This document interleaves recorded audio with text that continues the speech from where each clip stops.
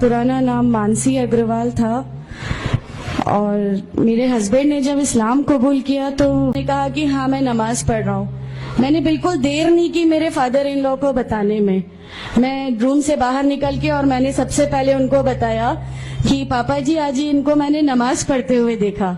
तो उन्होंने मुझसे कहा कि ठीक है खामोश रहो, अभी किसी से कहना नहीं, हम देखेंगे क्या कर सकते हैं। अब वो जो मेरी लाइफ का मोमेंट था, वहां से मेरे को ऐसा लगा कि ये क्या हुआ। फिर धीरे धीरे करके जब मैं इनकी बुक्स वगैरह जो अलमीरा में रखी रहती थी वो मैं पढ़ने लगी और ढूंढने लगी। ये छुपा के रखा करते थे और मुझे जब भी कोई बुक मिलती थी तो फिर मैं उसको पढ़ने लगी।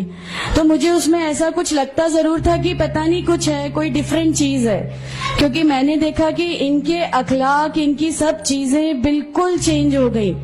जो ये पहले थे उससे ये बिल्कुल अलग हो गए। तो मुझे ऐसा पर्सनली लगता था कि इस प्लेटफॉर्म ने इनको ऐसा क्या दिया जो मेरे हस्बैंड को बिल्कुल चेंज करके रख दिया।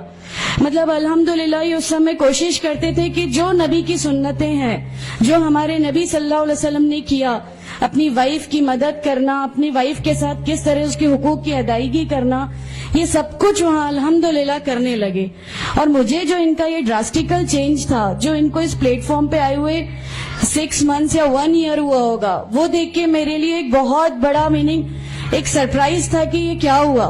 फिर उसके बाद मुझे लगा कि नहीं, मैं भी अब इसको जानती हूँ, मैं भी अब पढ़ूंगी। और फिर मैं अपने फादर इन लॉ और इनकी डिबेट सुनने लगी। ईश्वर है जो इस दुनिया को चला रहा है, ये हमेशा मेरे एक जहन में रहता था।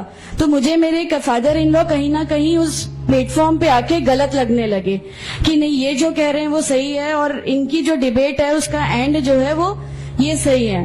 फिर धीरे धीरे करके मुझे इनकी चीजों पे यकीन आने लगा अल्हम्दुलिल्लाह। फिर हमारे एक फैमिली फ्रेंड है, उनके यहाँ ये मुझे ले गए। वहां पर किसी ने मुझसे कहा कि मैं बहुत बुजुर्ग हो चुका हूँ, कलीम सिद्दीकी साहब है, मुझे उनका नाम ध्यान नहीं है अच्छे से, बट उन्होंने मुझसे कहा बेटा मैं बहुत बुजुर्ग हो चुका हूँ, मैं चाहता हूँ तुम कलमा पढ़ लो, मेरी जिंदगी रहे ना रहे, मैं आपसे मिलूं ना मिलूं, तो आप कलमा पढ़ लो। तो अल्हम्दुलिल्लाह मैंने कलमा पढ़ लिया। कलमा पढ़ने के बाद भी जब हम घर लौट रहे थे तो मैंने इनसे कहा कि मैंने सिर्फ अभी कलमा पढ़ा, अभी आप ये मत समझिएगा कि मेरे को सब समझ में आ गया और मैं इस चीज को मान लूंगी। इन्होंने कहा नहीं, तुम्हारी मर्जी, किसी में कोई फोर्स नहीं है। तो अल्हम्दुलिल्लाह अल्लाह ताला का एहसान है, उस कलमे की ताकत थी। और ये हमेशा कहते थे तुम्हें कोई दुआ मांगनी है तो तहज्जुद में मांगा करो।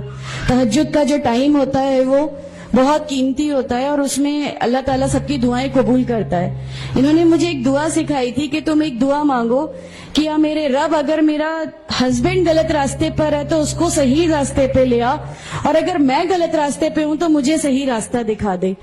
अल्हम्दुलिल्लाह मैं ये दुआ कंटिन्यू मांगती थी। एक बार मेरी नींद अल्हम्दुलिल्लाह तहज्जुद में खुली और बस मैं नॉर्मल जैसे एक ध्यान करते हैं वैसा मैं बैठ गई और अपने आप अचानक दिल चाहा कि बस सजदा करूं। मेरी जिंदगी का वो पहला सजदा था और उस बहुत लंबा सजदा था और उस सजदे में मैंने मेरे रब से क्या क्या मांग लिया मुझे भी नहीं याद है।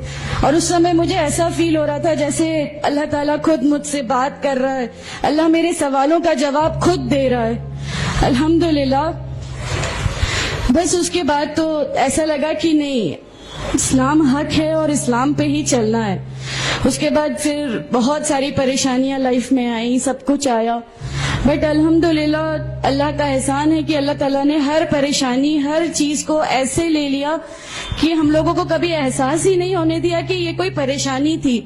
ऐसा लगा कि अल्लाह की पूरी राह में हम लोगों को रिवार्ड ही मिलना है इस चीज का और अल्लाह हमें इसका रिवार्ड ही देता चला जाएगा।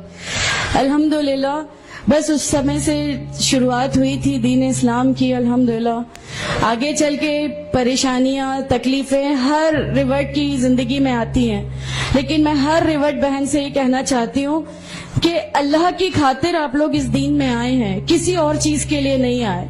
तो अल्लाह की खातिर इन परेशानियों को भी झेलिए।